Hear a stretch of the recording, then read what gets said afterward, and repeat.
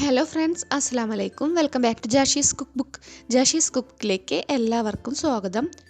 രാവിലെ ദോശ, വെള്ളപ്പം, പൂരി എന്ന് വേണ്ട ഏത് പലഹാരത്തിൻ്റെ കൂടെയും ഉച്ചയ്ക്ക് ചോറിന് സൈഡ് ഡിഷായിട്ടും രാത്രി ചപ്പാത്തിക്കൊക്കെ അടിപൊളി കോമ്പിനേഷനായിട്ടുള്ള നല്ലൊരു കിടിലൻ വെജിറ്റബിൾ കറിയാണ് ഇന്ന് ഞാൻ ഉണ്ടാക്കി കാണിക്കുന്നത്.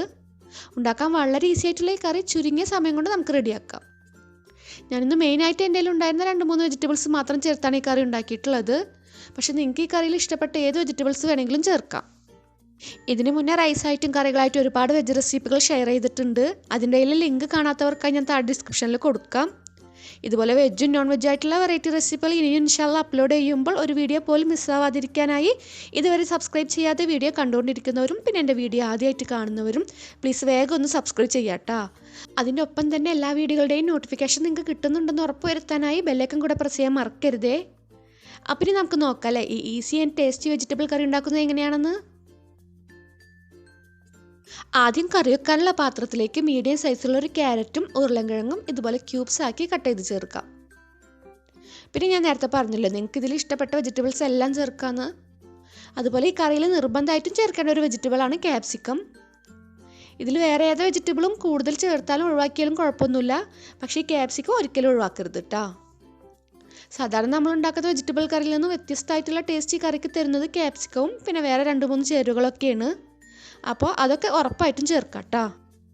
ഒപ്പം തന്നെ നീളത്തിലരിഞ്ഞ ഒരു സബോള, നന്നായി പഴുത്ത ഒരു തക്കാളി, 5-6 വെളുത്തുള്ളി, എരിവിനനുസരിച്ച് പച്ചമുളക്, പിന്നെ നിർബന്ധമായിട്ടും ചേർക്കേണ്ട ഒരു ചേരുവയാണ് 1/2 കപ്പ് മസൂർ ദാൽ. പരിപ്പും പിന്നെ വെജിറ്റബിൾസൊക്കെ ചേർക്കുന്നത് കണ്ടാൽ നിങ്ങൾക്ക് തോന്നും ഇത് സാമ്പാറിന് ടേസ്റ്റ് ആവില്ലേന്ന്. ഒരിക്കലും ഇല്ല കേട്ടോ. കറി കാണുമ്പോൾ സാമ്പാർ പോലെ ഉണ്ടെങ്കിൽ ടേസ്റ്റ് അതിൽ നിന്നൊക്കെ ഒരുപാട് വ്യത്യാസമാണ്. ഇനി ഇതിലേക്ക് 1/4 ടേബിൾ സ്പൂൺ മഞ്ഞൾപ്പൊടി, പിന്നെ വേണ്ടത് മുളക് പൊടിയാണ്. മുളക് പൊടി അധികം എരിവില്ലാത്തതാണെങ്കിൽ 3/4 ടേബിൾ സ്പൂൺ മുതൽ 1 ടേബിൾ സ്പൂൺ വരെയൊക്കെ ചേർക്കാം. പിന്നെ ആവശ്യത്തിന് ഉപ്പ്. ഇത്രയും ചേർത്ത് എല്ലാ ചേരുവകളും നന്നായി മുങ്ങിക്കിടക്കാൻ പാകത്തിന് വെള്ളം ഒഴിച്ചു കൊടുക്കാം. നിങ്ങൾക്ക് കറിയിൽ എത്രത്തോളം ഗ്രേവി വേണോ അതിനാവശ്യമായിട്ടുള്ള വെള്ളം ഇപ്പം തന്നെ ഒഴിച്ചു കൊടുക്കാം കേട്ടോ. വെജിറ്റബിൾസും പിന്നെ പരിപ്പൊക്കെ വെന്തതിന് ശേഷം വെള്ളം പോരായ്ക തോന്നി ചേർത്താൽ ഇത് അത്യാവശ്യം തിക്കായിട്ടുള്ള ഒരു കറി ആയതുകൊണ്ട് തന്നെ കറി ചൂടാറി വരുമ്പോൾ വെള്ളം സെപ്പറേറ്റ് ആയിട്ട് കിടക്കും. മാത്രമല്ല കറിയുടെ ഫ്ലേവറും കുറഞ്ഞു പോകും. അതുകൊണ്ട് ഗ്രേവിക്ക് അനുസരിച്ച് വേണ്ട വെള്ളം ഇപ്പം തന്നെ ചേർക്കുക. ഇനി നല്ലപോലെ മിക്സാക്കിയതിന് ശേഷം നമുക്കിത് വേവിക്കാനായി വെക്കാം. ഇനി ഒന്നുമില്ല കേട്ടോ, ലാസ്റ്റ് ചേരുവകളെല്ലാം വെന്ത് വന്നാലൊന്ന് തൂമിക്കേ വേണ്ടൂ. ഇടയ്ക്കൊന്ന് മൂടി തുറന്ന് ഇളക്കി കൊടുത്താൽ മാത്രം മതി. ഇതിൽ കോളിഫ്ലവർ അല്ലെങ്കിൽ ബ്രൊക്കോളിയൊക്കെ ചേർത്താൽ സൂപ്പറായിരിക്കും. ഇതിലേതെങ്കിലും ഒന്ന് ചേർക്കുന്നുണ്ടെങ്കിൽ കുറച്ച് ഓയിലൊന്ന് ചെറുതായി വഴറ്റിയിട്ട് ചേർത്താൽ കുറച്ചുകൂടെ ടേസ്റ്റ് കൂടും. അങ്ങനെ വഴറ്റുമ്പോൾ ബാക്കി ഓയിലിൽ കറി തൂമിക്കുകയും ചെയ്യാം. നമ്മുടെ ഒരു നാടൻ ടേസ്റ്റ് കറിക്ക് തരുന്ന കടുകും പിന്നെ വേപ്പില, വെളിച്ചെണ്ണ ഇതൊന്നും ഈ കറിയിൽ ചേർക്കില്ല കേട്ടോ. അങ്ങനെ നാടൻ ടേസ്റ്റ് കറിക്ക് വേണമെന്നുണ്ടെങ്കിൽ പിന്നെ സാമ്പാർ ഉണ്ടാക്കുന്നത് തന്നെയായിരിക്കും നല്ലത്. നിങ്ങൾക്ക് ചേമ്പ്, ചേന, കടല, മുതിര ഇതിൻ്റെയൊക്കെ നല്ല നാടൻ റെസിപ്പികൾ വേണമെന്നുണ്ടെങ്കിൽ മറക്കാതെ ഡിസ്ക്രിപ്ഷൻ ബോക്സ് ഒന്ന് ചെക്ക് ചെയ്യാം കേട്ടോ. അല്ലെങ്കിൽ പ്ലേലിസ്റ്റിൽ പോയാലും മതി, നാടനും അല്ലാത്തതായിട്ടുള്ള വെജും നോൺ വെജും ആയ ഒരുപാട് കറി റെസിപ്പികൾ അവിടെ കാണാം. ഇപ്പോൾ പരിപ്പും വെജിറ്റബിൾസൊക്കെ വെന്ത് വന്നിട്ടുണ്ട്. അത്യാവശ്യം ഒരു ഒഴിച്ചുകറിയുടെ കൺസിസ്റ്റൻസിയിലാണ് ഞാൻ ഈ കറി ആക്കുന്നത്. അതുകൊണ്ട് ഈ ഒരു സ്റ്റേജിൽ നമുക്ക് ഫ്ലെയിം ഓഫ് ആക്കാം. ഇത് ചൂടാറിയാലും ഒന്നുകൂടെ കുറുകി വരും. ഇനി നിങ്ങൾക്ക് കറി കുറച്ചുകൂടെ തിക്കായിട്ടാണ് വേണ്ടതെന്നുണ്ടെങ്കിൽ മൂടി തുറന്ന് വെച്ച് ഒരു 5-6 മിനിറ്റ് കൂടെ തിളപ്പിച്ച് ഗ്രേവി വറ്റിക്കാം കേട്ടോ. ഇനി നമുക്ക് കറി തൂമിക്കാം. അതിനായി ഒരു പാൻ ചൂടാക്കി ഇതിലേക്ക് ഓയിൽ ഒഴിച്ചെടുക്കാം. ഓയിൽ ചൂടായാൽ 3/4 ടേബിൾ സ്പൂൺ നല്ല ജീരകം ചേർക്കാം.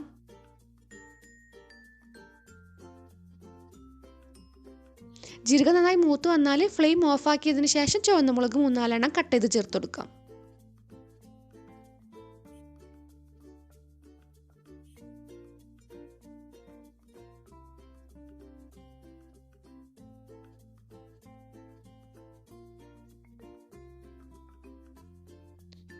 ഇതിന് നമുക്ക് കറിയിലേക്ക് ചേർത്ത് മിക്സ് ആക്കാം. കഴിഞ്ഞിട്ടില്ല കേട്ടോ. ഇതുപോലുള്ള കറികളിൽ, അതായത് നാടനല്ലാത്ത കറികളിൽ കസൂരി മേത്തി കൂടെ ലാസ്റ്റ് ചേർത്ത് കൊടുത്താൽ കറിക്ക് പറഞ്ഞറിയിക്കാൻ പറ്റാത്ത നല്ലൊരു ഫ്ലേവർ കിട്ടും. അതുകൊണ്ട് കസൂരി മേത്തി വീടുകളിൽ സ്റ്റോക്ക് ചെയ്ത് വെക്കുകയാണെങ്കിൽ നല്ലതായിരിക്കും. ഇത് നിങ്ങൾക്ക് വാങ്ങിക്കാൻ കിട്ടിയില്ലെങ്കിൽ ഉലുവയുടെ ഫ്രഷ് ലീഫ് വാങ്ങി ഉണക്കി പൊടിച്ച് വെച്ചാലും മതി. പിന്നെ മല്ലിയില അരിഞ്ഞതും കൂടെ കുറച്ചധികം ചേർത്ത് നല്ലപോലെ ഇളക്കി യോജിപ്പിക്കാം. ഇതിനെ 1 മണിക്കൂറൊക്കെ മൂടി വെച്ചതിന് ശേഷം പിന്നെ സെർവ് ചെയ്യുമ്പോൾ ചൂടൊന്ന് ആറി കറി ഒന്നുകൂടെ കുറുകി നല്ല സെറ്റായിട്ടുണ്ടാകും. ചോറ് പിന്നെ രാവിലത്തെ പലഹാരങ്ങൾ ചപ്പാത്തി ഇതിലേക്കൊക്കെ ഒരുപോലെ അടിപൊളി കോമ്പിനേഷൻ ആയിട്ടുള്ള ഒരു വെജിറ്റബിൾ കറിയാണിത്. കിടിലൻ ടേസ്റ്റുമാണ്. ഒരിക്കലെങ്കിലും ഇത് ഉണ്ടാക്കിയാൽ പിന്നെ ഉള്ള വെജിറ്റബിൾസ് വെച്ച് ഉറപ്പായിട്ട് സ്ഥിരം നിങ്ങളിത് ഉണ്ടാക്കും. അപ്പോൾ നിർബന്ധമായിട്ട് ചേർക്കേണ്ട ചേരുവകളൊക്കെ ചേർത്ത് തന്നെ ഒന്ന് ട്രൈ ചെയ്ത് നോക്കുക. എന്നും പറയുന്ന പോലെ തന്നെ ഉണ്ടാക്കിയാൽ മറക്കാതെ ഫീഡ്ബാക്ക് കമൻറ്റായി തന്നെ അറിയിക്കുക കേട്ടോ. വീഡിയോ ഇഷ്ടപ്പെട്ട ലൈക്കും ഷെയറും ചെയ്യുക. ഒപ്പം തന്നെ വീഡിയോനെ പറ്റിയുള്ള അഭിപ്രായം കമൻറ്റായി അറിയിക്കുക. അപ്പോൾ ഇൻഷാ അല്ലാഹ് ഇനി ഇതുപോലുള്ള ഈസിയും ടേസ്റ്റിയും വെറൈറ്റിയുമായിട്ടുള്ള റെസിപ്പിയുമായി അടുത്ത വീഡിയോയിലൂടെ കാണുന്നതുവരേക്കും ബൈ. അസ്സലാമു അലൈക്കും.